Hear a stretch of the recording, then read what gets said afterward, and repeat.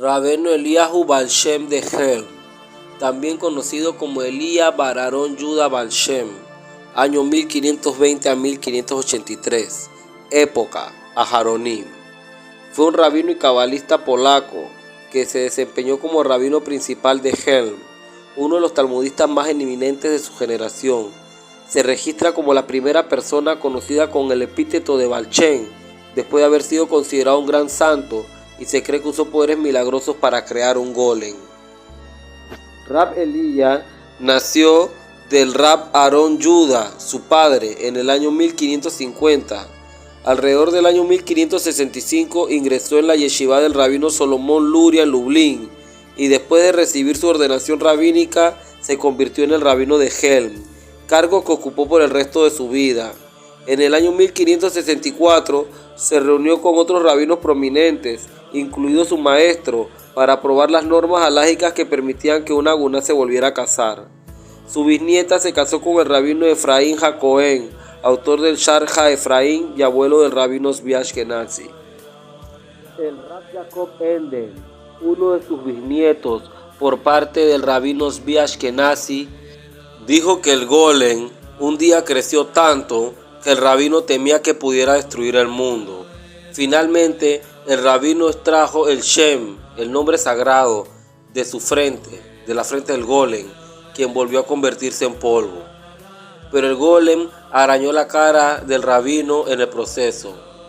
Un manuscrito anónimo, encontrado en el año 1730, cuenta que el rabino, para lograr que el golem dejara de seguir creciendo, tuvo que destruirlo borrando la letra hebrea Aleph, primera letra de la palabra Emet, rindiéndose así encontrado muerto el golem. Los nietos del rabino Eliyahu fueron Rab Zvi Ashkenazi y su hijo Jacob Enden, quienes fueron grandes halajistas. Discutieron el estado legal del golem. ¿Podría contarse el golem en un minyan, el quórum de 10 requeridos para la oración? Pero resulta que la forma humana y un mínimo de comprensión no eran suficientes para hacer algo humano.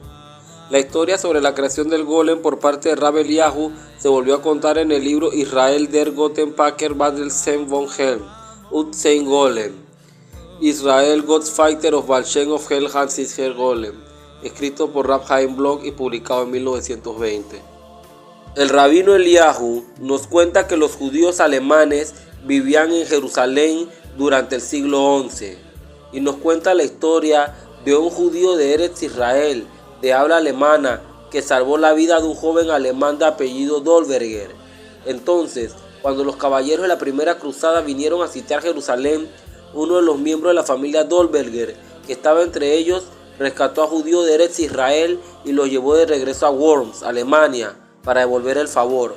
Más evidencia de que las comunidades alemanas en la Ciudad Santa existían viene en forma de preguntas halágicas enviadas desde Alemania a Jerusalén durante la segunda mitad del siglo XI.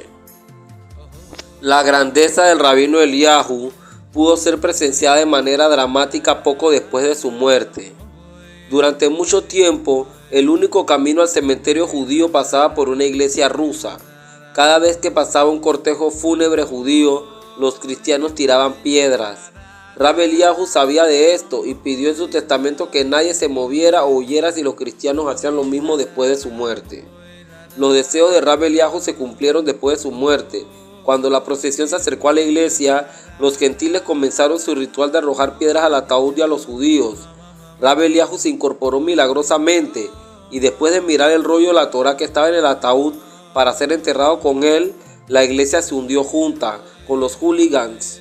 Entonces el rabino se echó para atrás y volvió a ponerse rígido como un cadáver. Los judíos se miraron asombrados y el cortejo fúnebre continuó.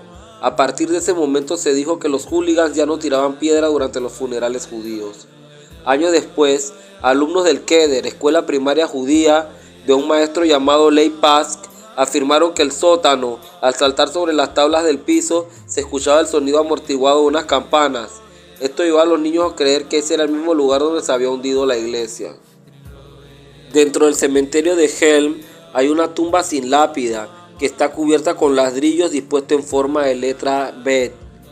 Se creía que este era el lugar del entierro final del rabino Eliyahu.